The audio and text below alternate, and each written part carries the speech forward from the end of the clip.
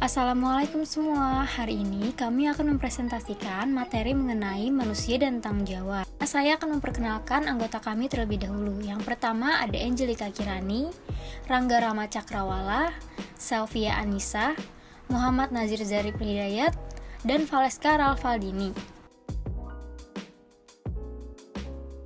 Latar belakang mengenai manusia dan tanggung jawab. Manusia sebagai makhluk Tuhan serta makhluk sosial tidak luput dari tanggung jawab. Di mana ada perbuatan, pasti ada pertanggungjawaban. Karena manusia itu hidup bermasyarakat dan hidup dalam lingkungan alam, serta manusia hidup dengan bertuhan. Setiap manusia dalam kehidupan memiliki tanggung jawab masing-masing, mulai dari segi religius, sosial, sampai politik. Seseorang mau bertanggung jawab dengan adanya kesadaran di dalam diri manusia, maka timbullah pengabdian dari rasa tanggung jawab yang akan mengandung unsur pengorbanan dan kewajiban untuk melakukan suatu hal yang biasanya akan dihargai. Pengertian manusia. Pengertian manusia secara bahasa. Manusia berasal dari kata manu atau Sanskerta, mens atau Latin.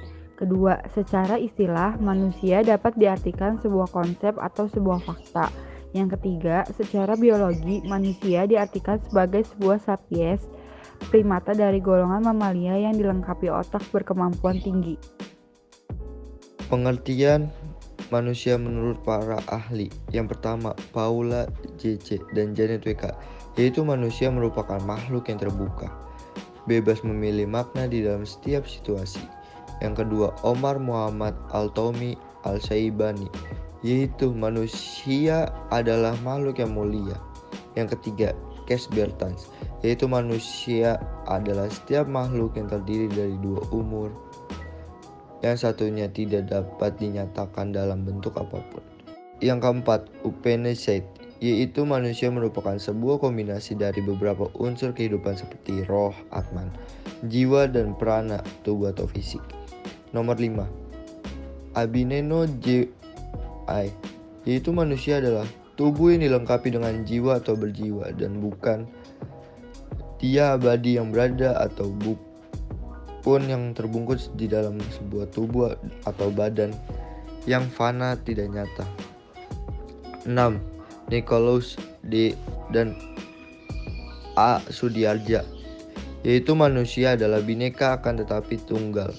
Yang ketujuh, Socrates, yaitu pengertian manusia adalah makhluk hidup yang memiliki dua kaki yang tidak terbukti memiliki kuku datar berukuran lebar. Yang ke-8, Iwan Watra, yaitu manusia merupakan makhluk yang dinamis dan menganut trias dinamika, yaitu cipta karsa dan rasa.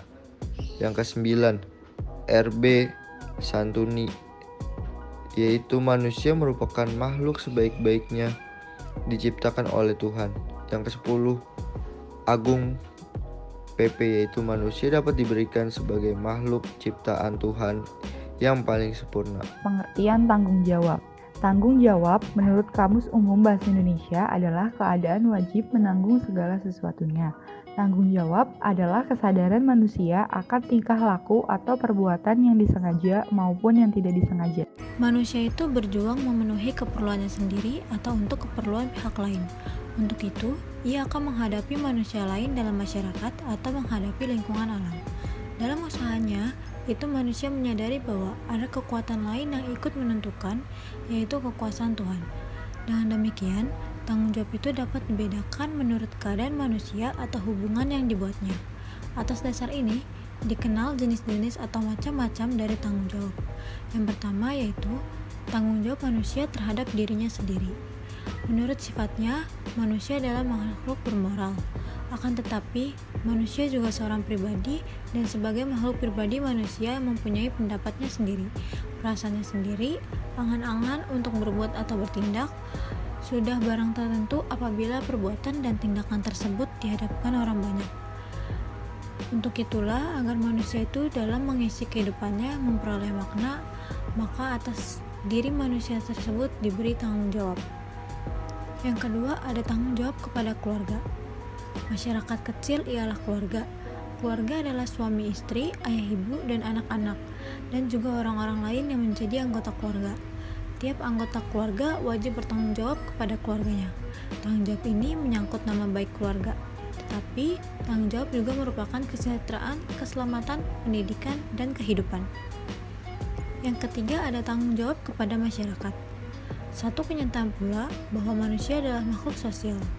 Manusia merupakan anggota masyarakat. Karena itu, dalam berpikir, bertingkah laku, berbicara, dan sebagainya manusia terikat oleh masyarakat. Wajarlah apabila segala tingkah laku dan perbuatannya harus dipertanggungjawabkan kepada masyarakat. Dan yang keempat, ada tanggung jawab kepada bangsa atau negara. Satu kenyataan lagi, bahwa tiap manusia, tiap individual adalah warga negara suatu negara. Dalam berpikir, berbuat, bertindak, bertingkah laku, manusia terikat oleh norma-norma atau ukuran-ukuran yang dibuat oleh negara. Manusia tidak dapat berbuat semaunya sendiri. Bila manusia itu salah, maka ia harus bertanggung jawab kepada negara. Dan yang terakhir adalah tanggung jawab kepada Tuhan. Manusia ada tidak dengan sendirinya, tetapi merupakan makhluk ciptaan Tuhan. Sebagai ciptaan Tuhan, manusia dapat mengembangkan diri sendiri dengan sarana-sarana pada dirinya, yaitu pikiran, perasaan, seluruh anggota tubuhnya, dan alam sekitarnya. Berikut adalah contoh tanggung jawab dalam kehidupan sehari-hari. Di keluarga, seorang ayah melaksanakan tanggung jawabnya untuk menafkahi keluarga. Ibu melakukan usaha terbaiknya untuk mengelola tata rumah tangga. Seorang anak berusaha melakukan tanggung jawabnya untuk belajar dengan sungguh-sungguh. Kakak melaksanakan tanggung jawabnya untuk menjaga adik dan menjadi teladan yang baik. Berikut adalah cuplikan seorang kakak sedang menemani adiknya bermain. Selanjutnya, contoh tanggung jawab di sekolah. Yang pertama, menaati segala peraturan di sekolah. Para guru memberikan laporan hasil belajar anak kepada orang tua. Para guru dengan senang hati memberikan materi kepada siswa. Siswa mengerjakan latihan soal atau ulangan yang diberikan oleh guru. Contoh tanggung jawab di masyarakat yaitu melaksanakan ronda malam, melaksanakan kerja bakti, berusaha menjaga keamanan dan ketertiban, ketua RT mengayomi dan melayani warga, menyusun rencana, melaksanakan dan mengembangkan aspirasi warga. Pengorbanan berasal dari kata korban atau kurban yang berarti persembahan. Lalu, apa arti dari pengorbanan? Pengorbanan berarti pemberian untuk menyatakan kebaktian yang mengandung unsur keikhlasan yang tidak mengandung pamrih. Selanjutnya ada macam-macam pengorbanan. Yang pertama ada pengorbanan harta benda, pengorbanan pikiran, pengorbanan perasaan, dan pengorbanan tenaga. Pengabdian.